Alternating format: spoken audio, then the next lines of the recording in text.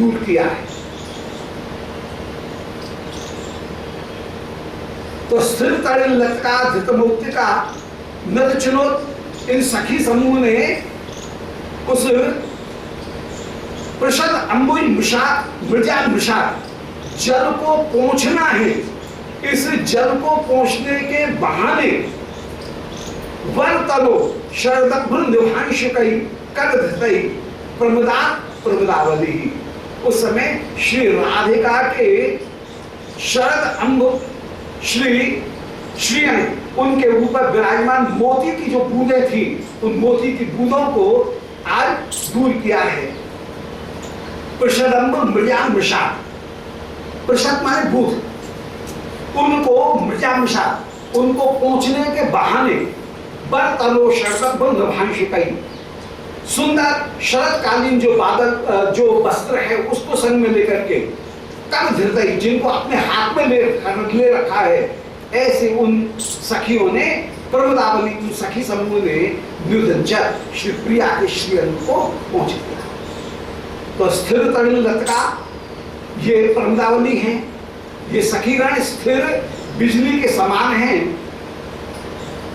उन्होंने श्री प्रिया के धृत मौक्तिकानी, प्रिया के श्रीअंग में जो मोती की बूंद के समान जल की बिंदु है, उन बिंदुओं को प्रशदम्ब मृजा मृषाद जल की बूंदों को पहुंचने के बहाने बर्तनों मान श्री राधिका के श्री अंग के उन बूंदों को कर धृतई शरदभ्रुंदभांश कई, श्री हाथ में लिए गए शरदकालीन तौलिए के द्वारा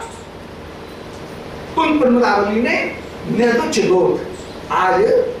जल रहित कर दिया, माने श्रीअंग उनको सुखा दिया है, श्रीअंग को पहुंच दिया है। और निरुद्ध की कृतये शुक वेष्टनम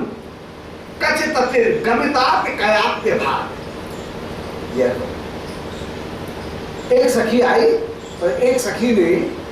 एक हल्का वस्त्र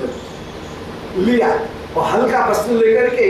श्री प्रिया उनके माथे के ऊपर ओढ़ा करके उस वस्त्र से ही जितनी भी चोटी है प्रिया की उसको लपेटा और उसको लपेट करके ऊपर से तौलिया डाल करके और चोटी उसको उस वस्त्र में लपेट करके अब चोटी को धीरे धीरे सुखा रही है। थोड़े थोड़े हल्के हल्के मसल करके शिवप्रिया जी की जो बैनी है उस बैनी को केश पाश को वो सुखा रही है। अब उस वस्त्र की शोभा का वर्णन कर रहे हैं किशोरी जी ने जिस तौलिया के जिस अंग वस्त्र के द्वारा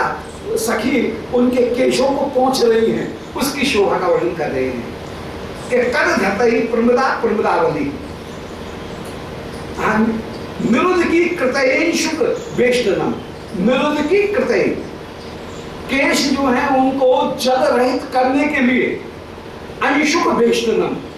प्रिया के मस्तक के ऊपर जो तौलिया डाला है वो अंशुक का वेष्टन श्री प्रिया के साथ में किया और उस अंशुक के साथ ही प्रिया के केशों को भी कहीं लपेट करके मोड़ करके उनको लपेट करके और अंशुक सहित कभी तो प्रिया का जब पूछ जाएगा उसके बाद तो उसी अंशुक सहित प्रिया के जूड़ा बना देंगी। तो श्री मस्तक में अंशुक सहित वो वस्त्र सहित अंशुक वस्त्र सहित प्रिया के जो केश हैं उनका जूड़ा जो बना देंगे और वो जूड़ा जो है वो मस्तक के ऊपर श्वेत जो केश सहित जो वस्त्र का जूड़ा है तौलिए का जूड़ा है वो श्री प्रिया के श्री मस्तक के ऊपर बड़ी शोभा को प्राप्त, इस समय स्नान की शोभा में वो अपूर्व शोभा को प्राप्त हो रहा है, अद्भुत शोभा ये। तो निरुद्ध की करते अब उसको जल्दी ये नहीं कि यूं पहुंच करके रख दिया जाए, पहुंच कर रखने पर तो बाल गीले रह जाएंगे, इसलिए कुछ देर के लिए तौलिए सहित बाल को मरोड़ करके गोल करके और उस तौलिए सहित जूड़ा उसको अमूड़ा उसको श्री प्रिया जी के श्री मस्तक के ऊपर इन सखियों ने बना दिया है। तो निरुद्ध की कहते हैं केशों से सारा जल सोख लिया जाए, निर्विकृत हो जाए, उदक रहित हो जाए, इसके लिए अंशुक वेष्टनम पूरे केश को श्री सखियों ने उस समय जल से बेष्टित कर दिया, तौलिए से बेष्टित कर दिया है, वस्त्र से, अंशुक वस्त्र के द्वारा उसको घेर दिया। कचित अति गमिताप कयाप था, तो यद्यपि कचित अति केश पाश बालों के वस्त्र से घिरी हुई होकर के विराजमान है, तौलिए से ढकी हुई है, फिर भी मानो आज ये लग रहा है कि सुर नदी श्रुतियाप किमुत्विशो रविजया विजयाय बितेनिरे। मानो आज गंगा आच्छादित होने पर भी, गंगा से यमुना आच्छादित हो गई, प्रयाग में जाकर के यमुना जो है वो गंगा में मिल गई, परंतु आच्छादित होने पर भी यहां पर आश्चर्य ये है कि वो यमुना आज गंगा को जीत लेना चाहती है। यमुना मानो गंगा को जीत लेना चाहती है। तो सुर नदी श्रुतयापि, सुर नदी माने श्री गंगा, उनके द्वारा श्रुतिया माने आच्छादित होने पर भी किमुत्युषो रविजया, मानो आज रविजया माने यमुना की, सूर्य की पुत्री, रविजया माने सूर्य की पुत्री, उन सूर्य की पुत्री श्री यमुना की जो अपूर्व कांति है, वो कांति आज गंगा को जीत लेना चाहती है। तो सुर नदी श्रुतिया किमुत्युषो रविजया विजयाय बितेनिरे। आज यमुना गंगा से आवृत होने पर भी गंगा की शोभा को जीत लेना चाहती है, अर्थात केश पाश भले वस्त्र से आवृत हो गए हैं, परंतु वस्त्र से आवृत होने पर भी केश पाशों की शोभा, वह कहीं उनकी जो आकार पद्धति है, वो आकार पद्धति कहीं उस वस्त्र को भी जीतती हुई विराजमान हो रही है। मान केश के बीच में से भी कुछ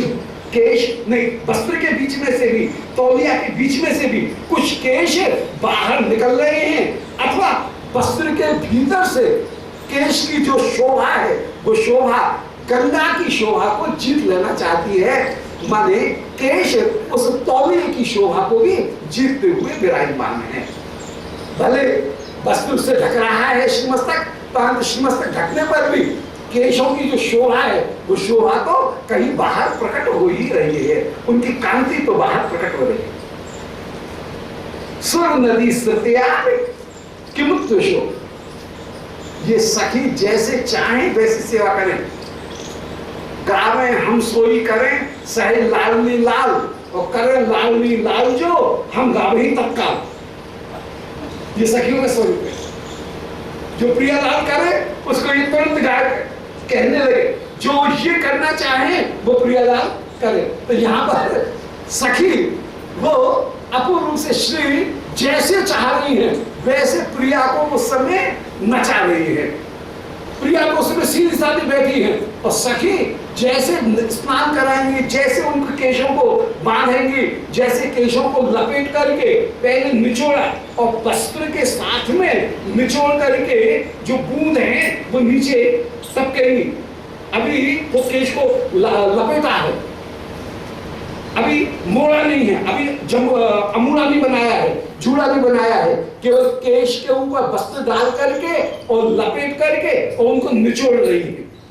और उनको निरुद्धीकृत करती हुई विराजमान है। तो रविजया विजयाय बितेनिरे, मानो आज यमुना ने अपनी अंग कांति से यमुना गंगा से आच्छादित होने पर भी यमुना ने गंगा के ऊपर विजयाय बितेनिरे, विजय करने के लिए अपनी अंग कांति को फैला दिया है, अंग कांति को सामने प्रस्तुत कर दिया है। अथ तया निर्पीड्यत सा लघु भ्रमिवशात् अब उद्गरती मुहु ग्रसनता किमु चंद्र के या रुदत घनतमो विसरो विषरोचिसा। अब इसमें एक उत्प्रेक्षा कर रहे हैं कि जिस समय ऊपर से प्रिया के श्रीमस्तक के ऊपर तौलिया डाला, तौलिया डाल करके तौलिए से पूरी केश राशि को लपेटा और लपेट करके जब उनमें मुड़न दे रहे हैं, तो मुड़न देने पर कुछ तो तौलिए ने सोख लिया पानी, और कुछ जो जल की बूंद हैं वो कहीं टपक रही है। अब टपकती हुई जल की बूंदों को देख करके एक बड़ा सुंदर उत्प्रेक्षा कर रहे हैं कि वस्त्र नहीं है, मानो वो है चांदनी, केश नहीं है, वो है अंधकार।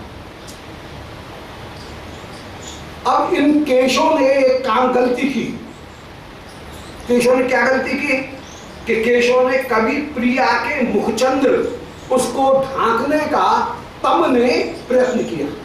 अंधकार ने मानो चंद्रमा को ढांकने का प्रयत्न किया होगा। ऐसे ही जिस समय स्नान हुआ उस समय केश पाश आगे आकर के प्रिया के मुखचंद्र को ढांकती हुई विराजमान हुई, तो केशों ने प्रिया के मुखचंद्र को पराजित करने का, प्रिया के मुखचंद्र को ढांकने का कहीं अपराध किया। जब अपराध किया तो चंद्रमा की जो चांदनी थी उसको ये सहन हुआ नहीं, तो चंद्रमा की चांदनी उस समय आई और चंद्रमा की चांदनी ने उन पूरे केशों को बांध लिया। अब बांधा ही नहीं, बांध करके जो उनको दंड दिया, तो दंड देने पर वे जो चोर हैं जिन्होंने के मुख को ढांकने का प्रयत्न किया था, जो अपराधी था, वो रो रहा है। तो आज जो केश पाश की छोर उससे जल की बूंद जो निस्यंदित हो रही है, वो जल की बूंद निस्यंदित होती हुई टपकती हुई जल की बूंद आज ऐसी लग रही है कि मानो चंद्रिका ने केश रूपी अंधकार को दंड देने के लिए पहले घेर करके जब उसको दंड दिया, निचोड़ा, तो निचोड़ने पर वो चोर आज मानो रो रहा है। तो उन्हीं केशों के छोर से जल की बूंद गिर रही है। इसी बिंब को कहीं सामने प्रस्तुत कर रहे हैं कि अथतया निर्पीड्यत एव सा लघु। जिस समय तया माने उस दासी ने आगे बढ़कर के प्रिया जी के मस्तक के ऊपर तौलिया डाल करके और लपेट करके निर्पीड्यत, जब उन केशों को निचोड़ना चाहा, तौलिया सहित केश को निचोड़ना चाहा, सा लघु, थोड़ा सा ही निचोड़ा है, भ्रमेवशात, जो अपउद्गरति मुहु, तो जब उसको मोड़ा गया, उसमें ऐंठ दी गई, तो ऐंठ देने पर, तो भ्रमिवशात माने ऐंठ देने पर, भ्रमी देने पर उद्गरति मुहु, वो जो केश राशि है वही आज मुहु माने बार बार उद्गिरती जल की बूंदों को, आंसुओं की बूंदों को टप टप टपका रही है और कह रही है नहीं, मुझ पे गलती हुई, मुझे ये इस मुख का आवरण करने का प्रयत्न नहीं करना चाहिए था। ऐसे वो उद्गिरती मुहु, वो जल की जो बूंद है, उन जल की बूंदों को ही वो केश पाश टपका रही है। उसके लिए कल्पना कर रहे हैं कि कृष्ण तक किमु चंद्र के या घनतमा, जब अंधकार ने चंद्रमा का ग्रसन किया, तो ग्रसनतः किमु चंद्र के या, जब अंधकार ने ग्रसनतः चंद्रमा को ग्रसना चाहा, उस समय चंद्र के या, चंद्र का जो है उस चंद्रिका ने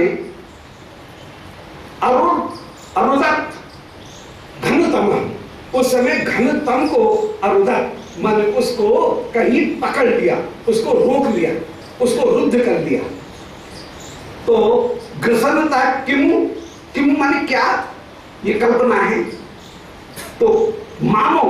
किमु माने मानो, तम ने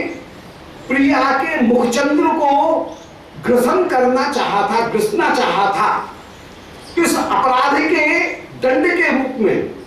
आज मानो चंद्रिका ने अरुणक उस अंधकार को पहले तो रोका, अंधकार को पहले तो अवरुद्ध किया और अवरुद्ध करके तब बिसरो, जो अंधकार का समूह था उसको पहले रोका और फिर रोक करके पर जाओ रुचिरांशुक बेष्टता, उस समय रुचिर अंशुक से बेष्टित होकर के मानो वह अपोउद्गिरती आंसुओं को बहा रही है, आंसुओं को बहाते हुए विराजमान है। अब चंद्रिका कैसी है उसके लिए एक विशेषण और दिया कि विश्व रोचिषा, वो चंद्रिका कैसी है, बोले जैसे कमल नाल के समान जिसकी कांति है। विश्व मान कमल नाल, वो कमल नाल के समान जिसकी रोचिश, जिसकी अपूर्व कांति विराजमान है, ऐसी वो चंद्रिका में मानो उस अंधकार को अरुण, उस अंधकार को रोक लिया है और रोक करके जैसे उसको जब बांधा तो वो अंधकार रो रहा है, ऐसे ही उन केश की छोरों से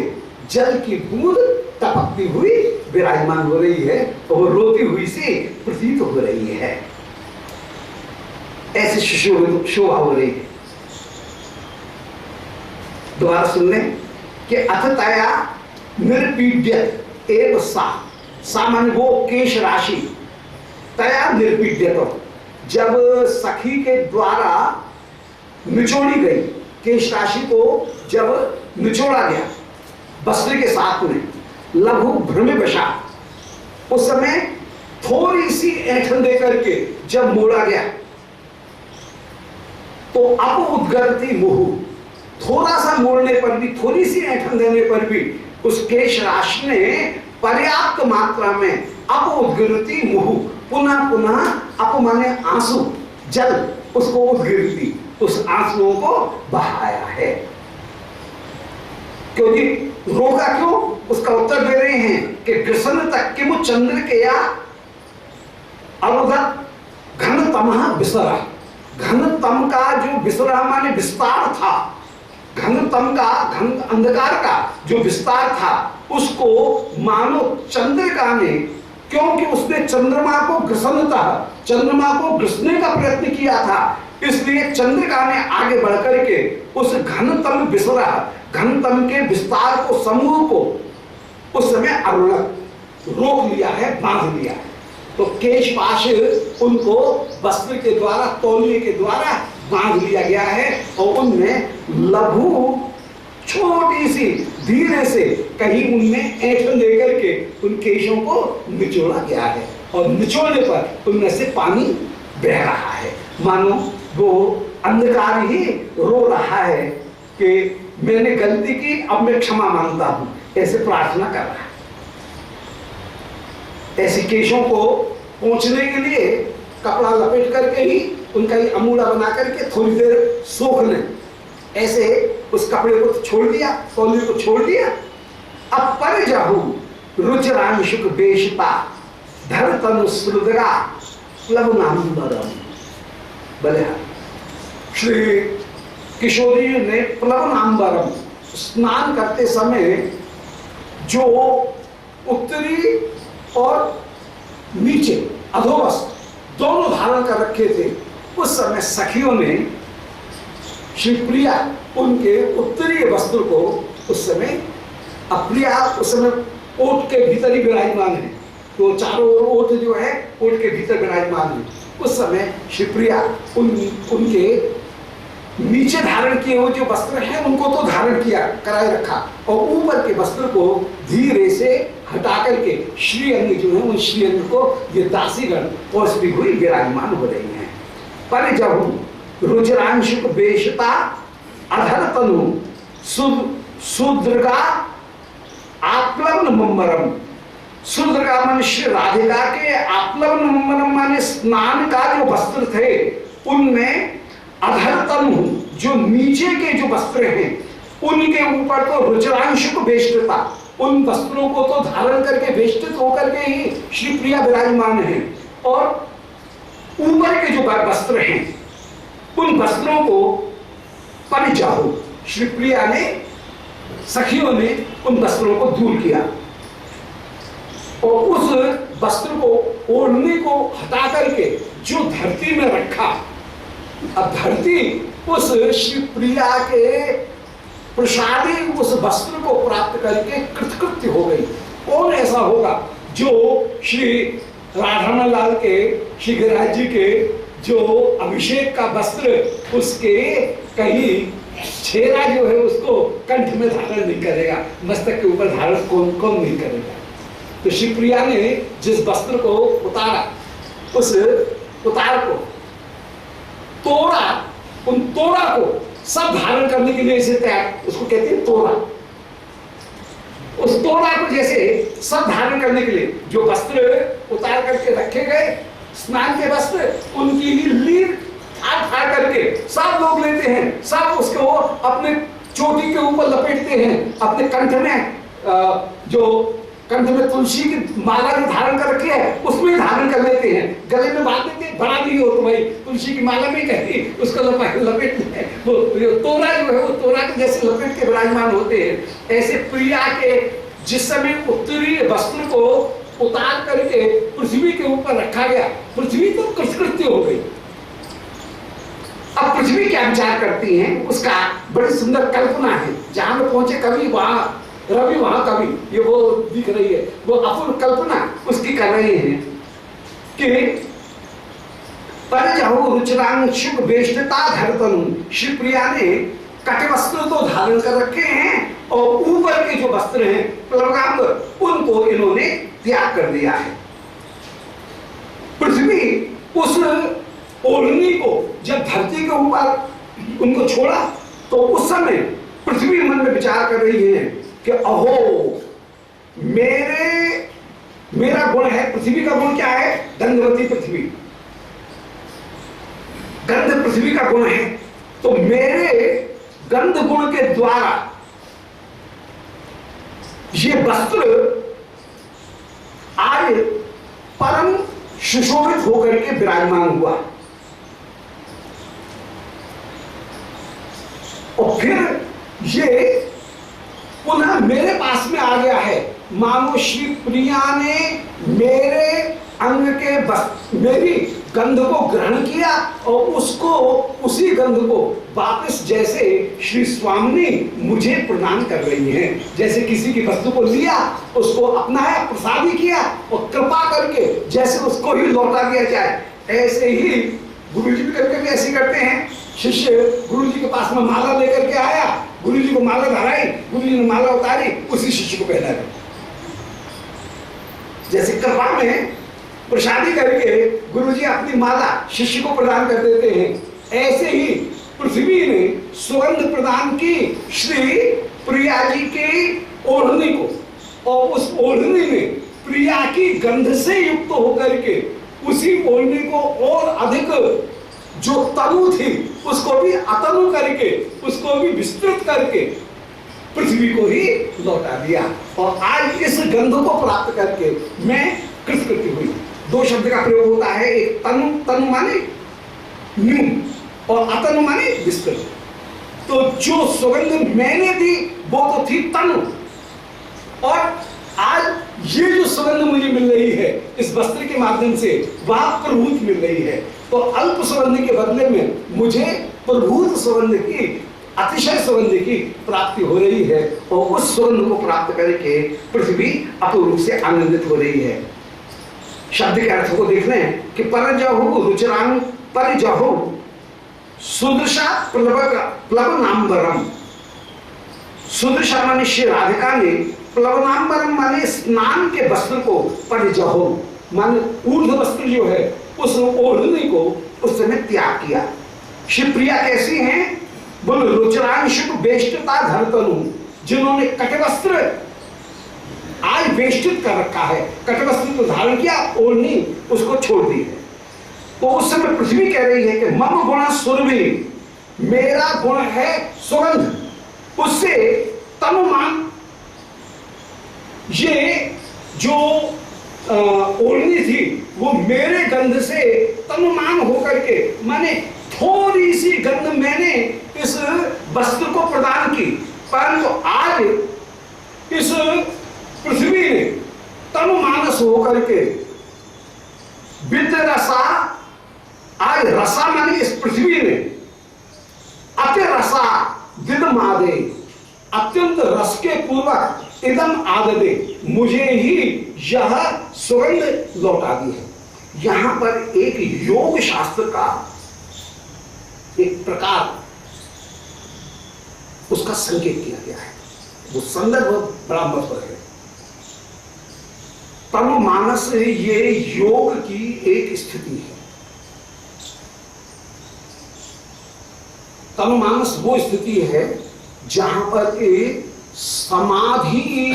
के छूट जाने के बाद में, समाधि पूरी हो जाने के बाद में साधक जब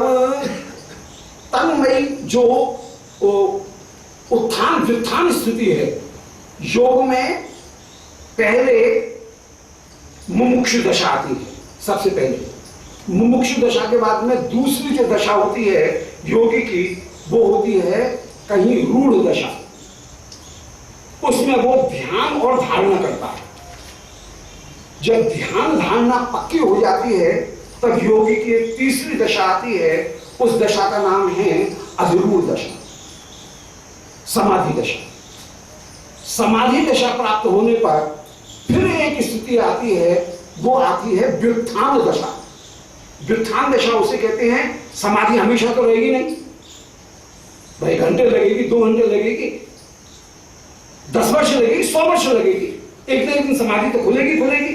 तो समाधि के खुलने के बाद में जो दशा आती है उस दशा का नाम है व्युत्थान दशा। और उस व्युत्थान दशा की भी पराकाष्ठा में एक दशा आती है। वो दशा में योगी कहीं परमहंस स्थिति में, ऐसी स्थिति में विराजमान होता है कि फिर उसे कहीं होश नहीं रहता है। तो वो तम मानसत्व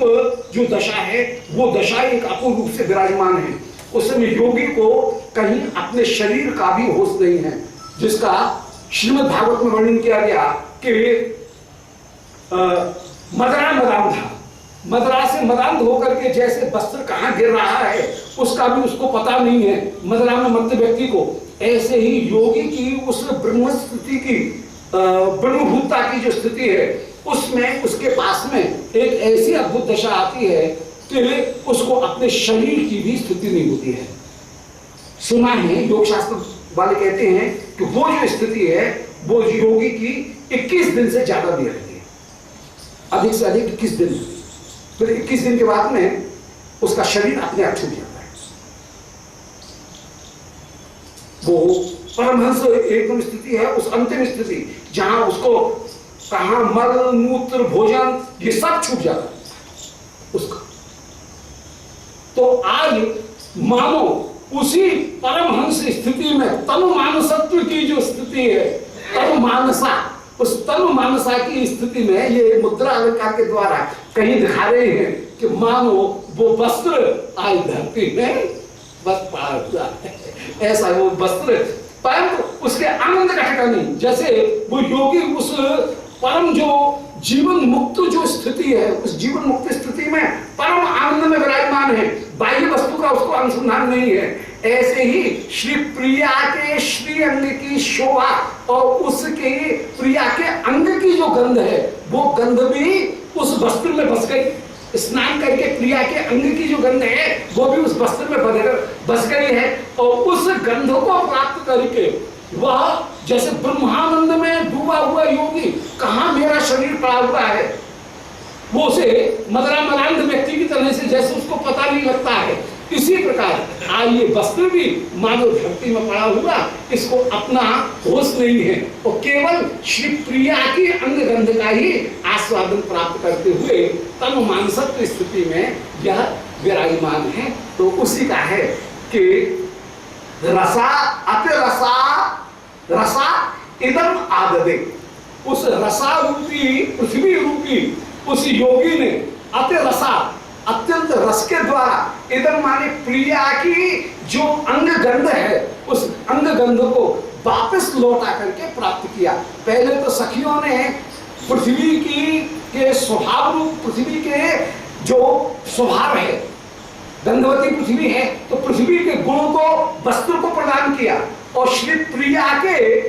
श्री अंग की गंध से युक्त होकर के वो ही वस्त्र जब पृथ्वी के ऊपर गिरा है तो उस गंध को पृथ्वी ग्रहण करती हुई विराजमान है और उसको उस वस्त्र का जैसे होश नहीं है, केवल गंध का आस्वादन लेती हुई पृथ्वी विराजमान। जैसे कि एक महायोगी ब्रह्म निर्वाण की पूर्व की क्षणों में जैसे उसको अपने शरीर का तनिक भी ध्यान नहीं रहता है और वह केवल ब्रह्मानंद का अनुभव करते हुए विराजमान, इसी प्रकार आज पृथ्वी भी श्रीमद् वृंदावन की पृथ्वी वृंदावन की ये वृंदावन की सखी आज श्री किशोरी जी के श्री अंग की गंध का परिपूर्ण रूप से आस्वादन करते हुए अब विमोहित होकर के विराजमान है और केवल गंध का आस्वादन करते हुए ही विराजमान। कहाँ इनका शरीर है उसका भी पता नहीं है, कोई वस्त्र है कि नहीं है इसका भी पता नहीं है। ऐसे वो वस्त्र उतार करके श्री प्रिया जी ने जिस समय पृथ्वी के ऊपर रखा